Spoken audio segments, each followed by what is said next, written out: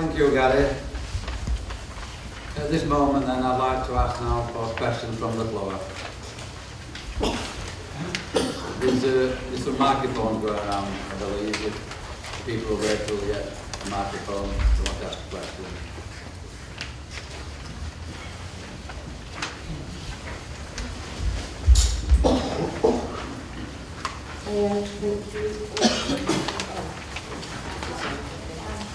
So this question has been submitted in advance. I'm Julie Creasy, I'm a councillor at Sheffield City Council. I note a petition has been put to the authority this morning on the risks of fossil fuel investments. That petition noted that the world can only burn 1/5 of proven fossil fuel reserves if we're to have a good chance of remaining within 2 degrees average temperature rise that would safeguard against dangerous climate change. So the remaining 4/5 of fossil fuels have to remain in the ground, leaving these assets stranded and a resultant carbon bubble. Will you therefore review your fossil fuel investments and assess the risk to your financial strategy from continuing to invest in this carbon bubble? Thank you.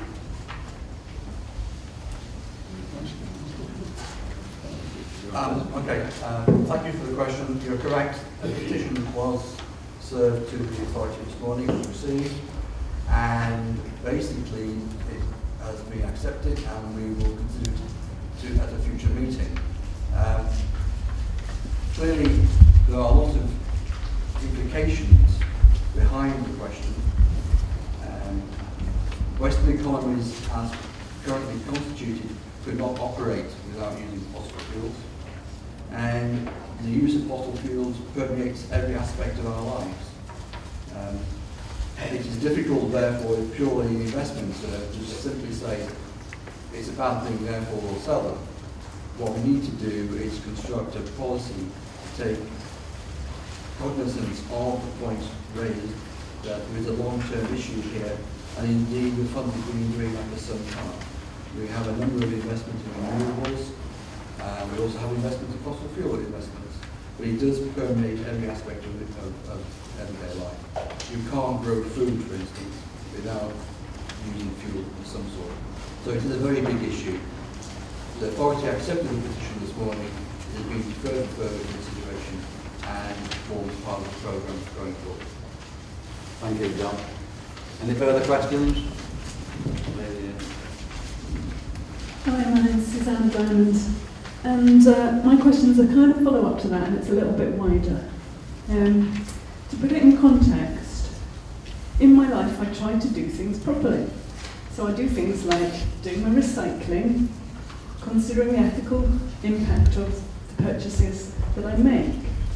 And then I come to look at my pension fund, and I submitted a request about, this was 2007, to find out what the pension was invested in. And I found things like oil and gas, and I found other things like Nestle.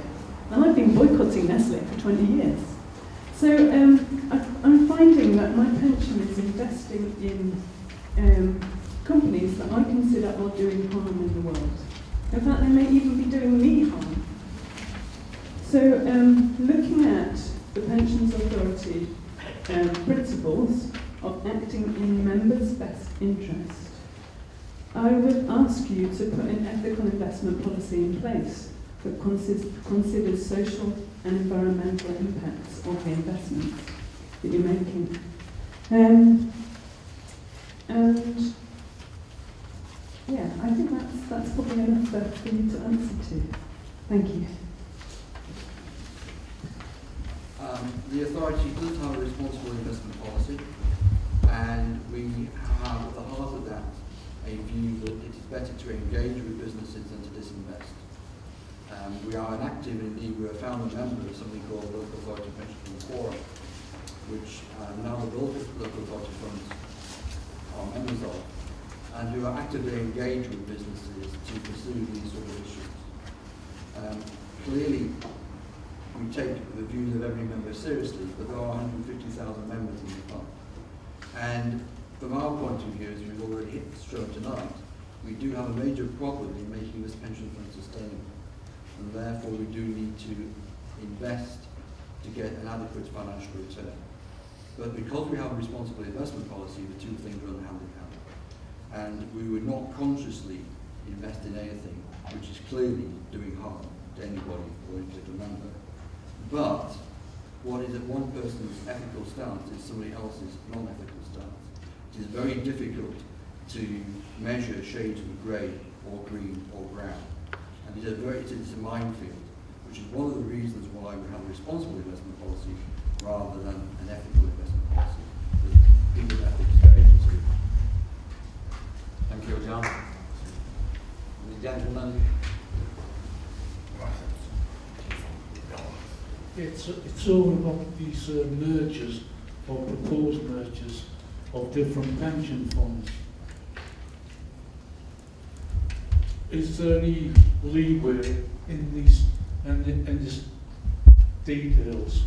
Because if you merge with another council area or council, do you work on the basis that if one council loses a lot of employees, so loses money out the fund, does it affect all the fund or just that particular council? And, on vice versa, or any other unforeseen hurdles that come along? Thank you for the question. The first thing is it is a proposal, or even less than a proposal. It is a suggestion by a minister, and he's going out to consultation on whether we can basically affect cost savings by merging funds. There are 89 funds, and a lot of them are in Greater London, and they vary in size from 2.5 million to more than half of the Greater London funds are valued at less than £500 million. So a very simple top-down analysis suggests there are savings to be made, because theoretically the bigger you are, the more cost savings you can achieve. It's not quite as simple as that, because you use a size when you don't actually affect savings. The data is very difficult to get hold of. What we do know and can prove is being larger doesn't necessarily increase your performance, but what does certainly increase your performance is being internally managed, and your fund is internally managed.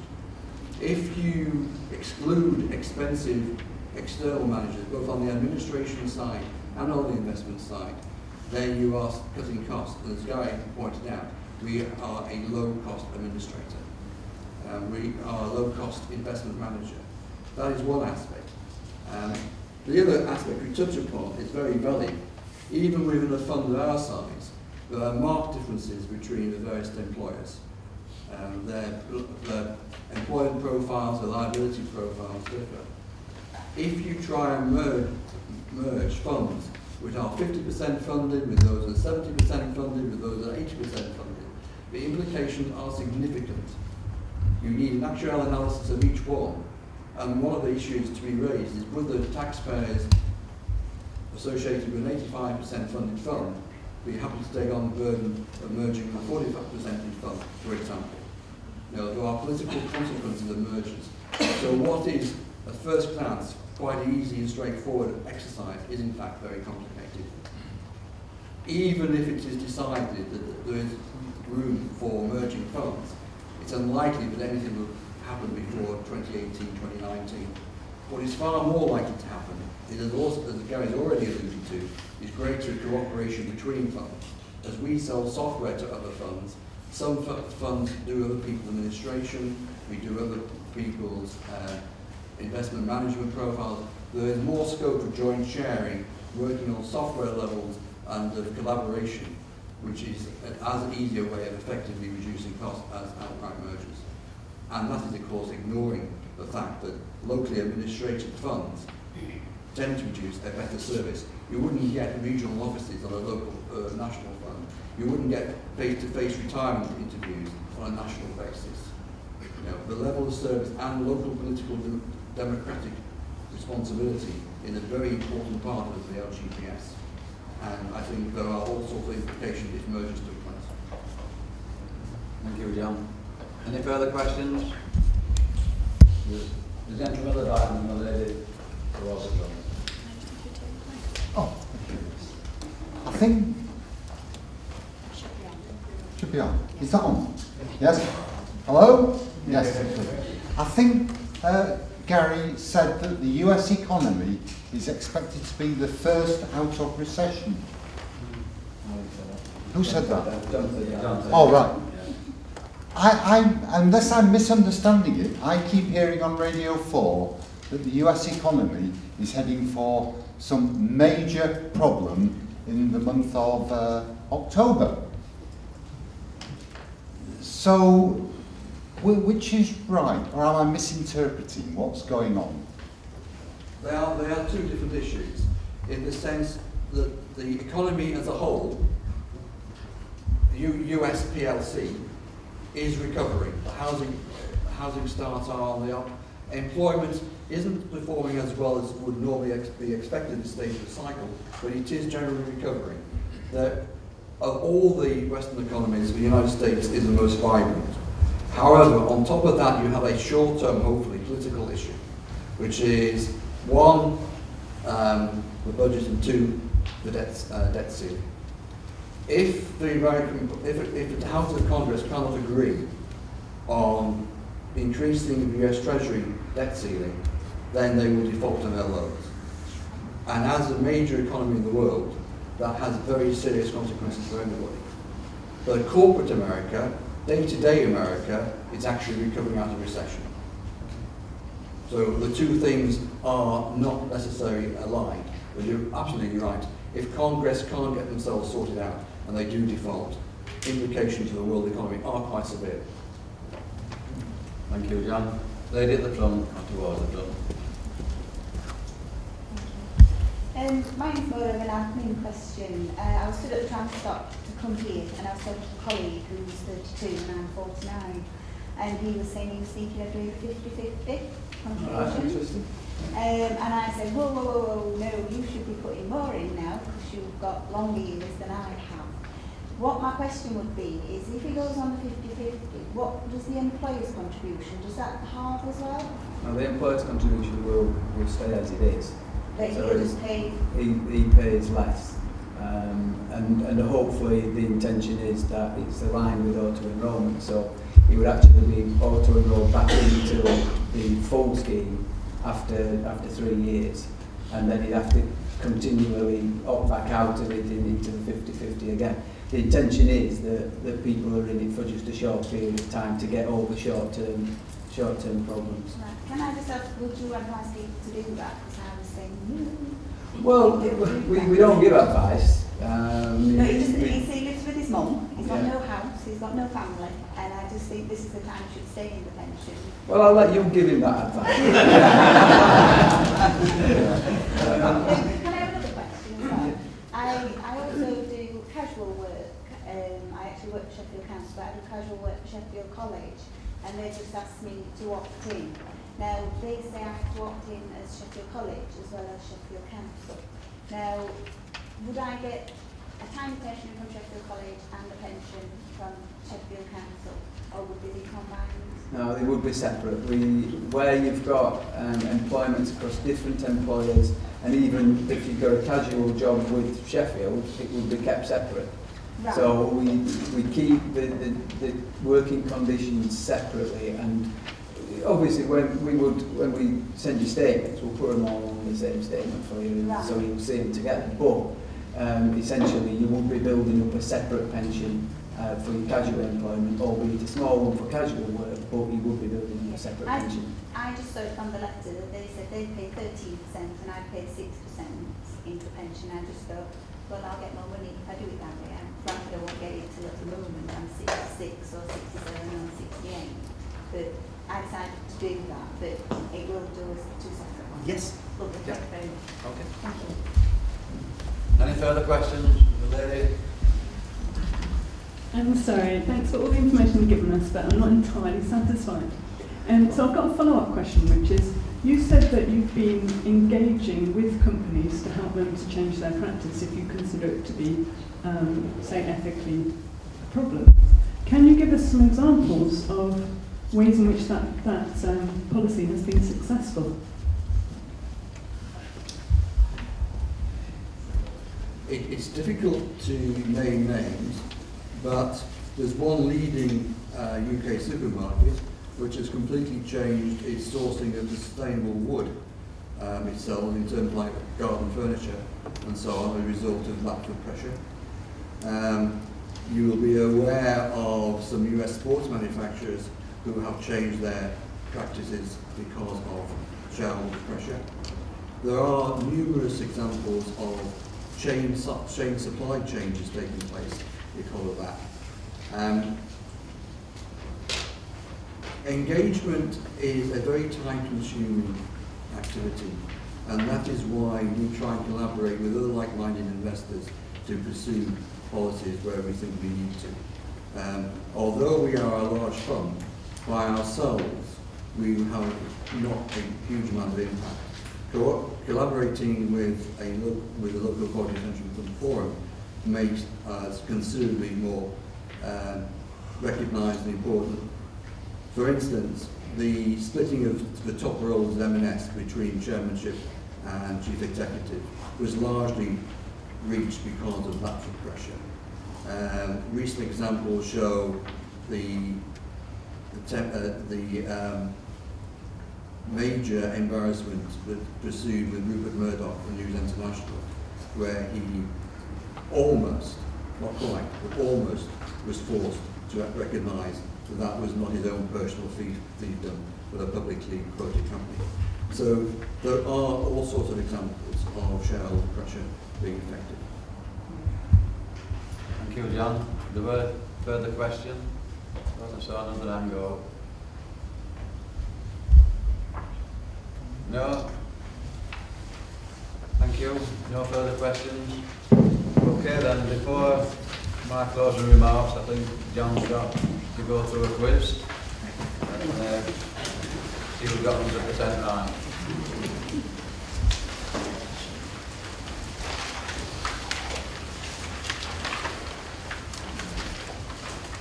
Highlight of the evening, apart from the food, of course. That's your first answer.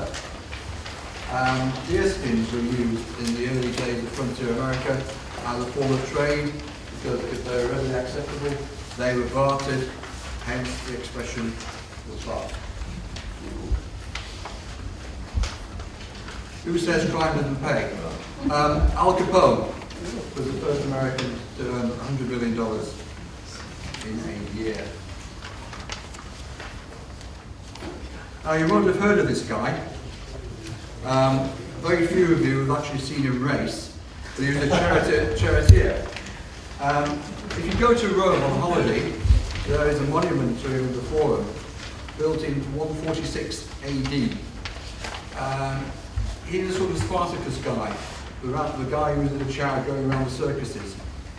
He was so successful, he was illiterate, he couldn't read or write, but he was so successful, his winnings during his career were the equivalent nowadays of 15 billion US dollars.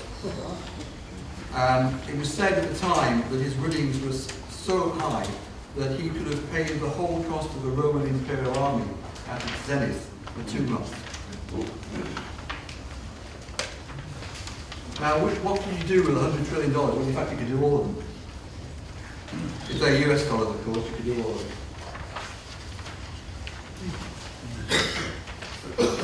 What is the Zimbabwean note worth now? 98p.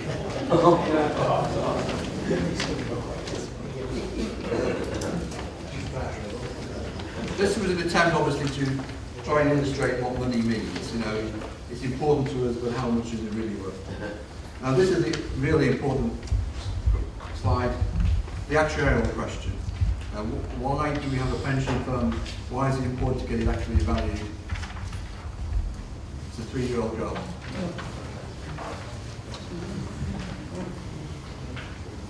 Thank you.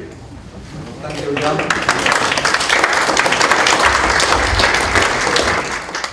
I'm not sure how many people got those right, but I do know that the answers were very interesting, so thank you for that, John, and that quiz. It leaves me to now close the meeting. think, as I said in my opening remark, I've had the easy part because I've got a good team of people here. But I do work hard on your behalf, along with my vice chair and the Pensions Authority. We do put a lot of hours in, and rightly so, because we value the membership of the authority, and we want to make sure that we're as good, if not better, than any other. We've got a first-class team, in my opinion, second to none, and I'm not just saying that because I'm sat here. I really do believe, and all the members of the authority do believe as well, that we have got a team in Barnsley administering our pensions and the district council, and the team is second to none. So with those words, we have a survey which I'd like to complete, so then we know what sort of things we can do. For example, at question 4, if you think my presentation for the opening remarks were too long, let me know, and I'll make sure it's a bit shorter next time. You know, so we do take notice of what's said. It just leaves me now to thank everybody for coming. The questions were very interesting. It gives us plenty of food for thought, and we won't ignore them. We will consider them all carefully. I hope you've all enjoyed the meeting, and before you go, we will be circulating as well, so obviously I've no doubt that you can approach any one of us, and also there's a buffet provided, so you can have a sandwich and a drink before you go home. So thank you.